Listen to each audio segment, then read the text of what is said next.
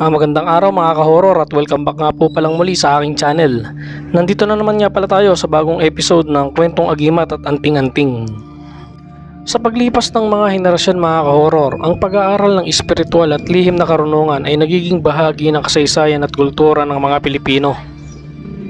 Ito ay hindi lamang nakaugat sa mga paniniwala tungkol sa anting-anting, orasyon, agimat at iba pang gamit na pang-espiritual, kundi pati na rin sa malalim na hangaring makamta ng proteksyon laban sa kasamaan, paggaling mula sa mga karamdaman at lakas sa oras ng pangangailangan. Gayunpaman mga ka-horror, habang marami ang naaakit sa pangako ng kapangyarihan at hiwaga, hindi maitatanggi na may mga kaakibat itong mabibigat na panganib na matagal nang naitala sa mga salaysay ng mga matatandang antingero, albularyo at iba pang mga nagsanay ng ganitong landas. Ang espiritual na karunungan ay maihahalin tulad sa apoy. Maaari itong magbigay ng liwanag at init, ngunit maaari rin itong maging sanhi ng pagkasunog at kapahamakan kapag hindi ginamit ng tama. Batay sa mga naitalang karanasan, may 5 pangunahing negatibong bunga ang maaaring harapin ng isang tao kapag pumasok siya sa pag-aaral ng lihim na karunungan, lalo na kung ito'y walang sapat na kaalaman, disiplina at pananampalataya. Isa sa pangunahing panganib mga ka-horror ay ang pagkasira ng isipan. Ang espiritual na paglalakbay ay hindi lamang simpleng pagbigkas ng mga dasal o paghawak ng anting-anting. Ito ay isang proseso ng pagbubukas ng sarili sa mga puwersang hindi nakikita. Kapag ang isang baguhan ay hindi handa, madali siyang lamunin ng bigat ng mga enerhiya at espiritu ng kanyang tinatawagan. May mga naitalang kaso ng mga individual na nagsimulang makarinig ng mga boses, makakita ng mga anino, o makaranas ng paulit-ulit na bangungot matapos silang sumubok ng mga orasyon na hindi pa nila lubusang nauunawaan. Sa una, maaari itong magmukhang simpleng pagkabalisa. Ngunit habang tumatagal, lumalala ang kondisyon at nagdudulot ng tuluyang pagkasira ng isipan.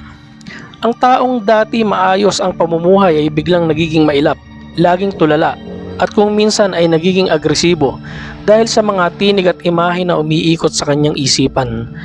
Ang ganitong karanasan ay malinaw na babala na ang pag-aaral ng lihim na karunungan ay hindi dapat minamadali o pinapasok ng walang tamang gabay. Kasunod nito mga ka-horror ay ang panganib ng pag-atake o pagsapi ng masasamang espiritu. Sa oras na buksan ng isang tao ang kanyang sarili sa pamamagitan ng mga ritual o orasyon, para siyang nagbubukas ng pinto patungo sa isang mundo na puno ng iba't ibang nilalang. Ang pinto na iyon ay hindi mo lubos makokontrol, kaya't may posibilidad na hindi mabuting espiritu ang pumasok at dumapo sa iyo. Maraming halimbawa na ng mga biglaang pagkakasakit na hindi maipaliwanag ng medisina, panghihina ng katawan, matinding lagnat o sugat na kusang lumilitaw. Meron ding mga pagkakataong nagbabago ang boses ng tao, nagiging mas malalim o garalgal na para bang ibang pagkatao ang nagsasalita. Ang mga mata ay nagiging malamlam at puno ng galit, at ang kilos ay nagiging marahas. Ito ang tinatawag na pagsapi na madalas na nagbubunga ng matinding takot hindi lamang sa mismong individual kundi pati na rin sa kanyang pamilya. Ang ganitong sitwasyon mga ka-horror ay nagpapakita na hindi biro ang pagbubukas ng sarili sa mga puwersang espiritual, lalo na kung kulang ang proteksyon at hindi dalisay ang layunin. Isa rin sa mahalagang panganib ang paglabag sa panata dahil may masamang balik ang dulot nito.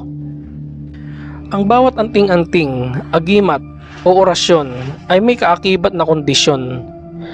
Ang mga ito ay maaaring nasa anyo ng pagbabawal. Bawal kumain ng ilang pagkain, bawal makipagrelasyon sa maling paraan, o bawal gumawa ng kasamaan laban sa kapwa. Ang mga panata ay hindi basta simpleng tuntunin. Ito ay mga kasunduang espiritual na nagpapanatili ng balanse at bisa ng kapangyarihan. Kapag ang isang tao ay lumabag sa kanyang panata, ang kapalit ay hindi magaan. Marami nang naitalang halimbawa ng biglaang pagkakasakit, pagkamatay ng mahal sa buhay, sunod-sunod na kamalasan at tuluyang pagkawala ng bisa ng kanilang hawak na karunungan. Sa iba pang mas mabigat na kaso, ang espiritu mismo na nagbabantay sa kanilang agimat ang nagiging sanhi ng parusa na maaaring magdala ng matinding kapahamakan. Ipinapakita lamang nito na ang pag-aaral ng lihim na karunungan ay hindi maaaring paglaruan o gawing libangan. Ito ay isang seryosong panata na nangangailangan ng disiplina at paninindigan. Hindi rin maikakaila mga kahoror ang epekto ng pag-aaral ng lihim na karunungan sa relasyon at buhay pamayanan ng isang tao. Dahil sa matinding focus na kinakailangan, maraming nagsasanay ang unti-unting lumalayo sa kanilang pamilya at mga kaibigan. Ang kanilang oras ay nauubos sa pagdarasal, pag-aalay at pagganap ng mga ritual, kaya't napapabayaan ang kanilang mga tungkulin sa tahanan at trabaho. Sa mga salaysay ng nakaraan, may mga asawa na iniwan ang kanilang kapareha dahil hindi na nila matanggap ang kakaibang ugali at pagkalulong sa mundo ng espiritual na karunungan. Meron ding mga naghihirap dahil hindi na makapaghanap buhay ng maayos. Ang ganitong uri ng paglayo at pagkakahiwalay ay hindi lamang nakakaapekto sa individual, kundi pati na rin sa kanyang buong pamilya, na nagiging biktima ng kahirapan at pagkakawatak-watak. Sa huli, ang isang bagay na inaasahan sanang magdadala ng proteksyon at lakas ay nagiging dahilan ng pagkawasak ng buong pamayanan. Sa ikalima at huling bahagi mga kahoror, dapat ding bigyang pansin ang pagiging target ng espiritual na laban. Kapag nakilala ng iba na may hawak ang lihim na kapangyarihan, nagiging posibilidad na ikaw ay subukin o hamunin ng mas bihasa at mas makapangyarihang nilalang. Tulad ng manggagaway, mangkukulam o maging espiritu na mas mataas ang antas. Ang mga baguhan ay nagiging madaling target dahil kulang pa sila sa karanasan at hindi pa ganap ang kanilang depensa. Ang mga ganitong laban ay maaaring magdulot ng hindi na mapigilang sakit, aksidente at pagkasira ng kabuhayan. May mga naitalang halimbawa ng mga individual na tuluyang naglaho o hindi na nakabangon matapos silang salakayin ng mga mas malakas na puwersa. Ang espiritual na digmaan ay hindi nakikita ng mga mata ng ordinaryong tao, ngunit ang epekto nito ay nararamdaman at nakapipinsala sa katawan at kaluluwa ng sinumang sangkot. Sa kabuuan mga kahoror, ang pag-aaral ng espiritual at lihim na karunungan ay may kasamang 5 pangunahing panganib. Una, ang pagkasira ng isipan. Pangalawa, pag-atake o pagsapi ng masasamang espiritu. Pangatlo, paglabag sa panata at maling balik. Pang-apat, pagkasira ng relasyon at buhay pamayanan. At panglima, ang pagiging target ng espiritual na laban. Ang mga ito ay pawang naitala sa iba't ibang kwento at karanasan at nagsisilbing babala sa mga nagnanais pumasok sa ganitong landas. Ang espiritual na karunungan ay hindi dapat pasukin dahil lamang sa kuryosidad, paghahangad ng kapangyarihan o pagnanais na magyabang. Kailangan itong lapitan ng may malinis na puso, malinaw na layunin at higit sa lahat, matibay na pananampalataya. Sapagkat kung hindi, ang kapalit ay maaaring higit na mabigat kaysa sa anumang benepisyong inaasahan. Ang lihim na karunungan ay hindi laruan. Ito ay isang seryosong pananagutan na maaaring magdala ng buhay o kamatayan.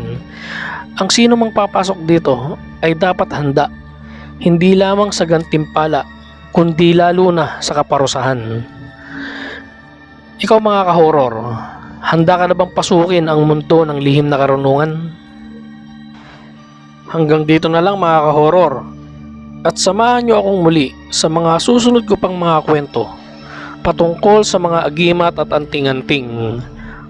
Maraming salamat po.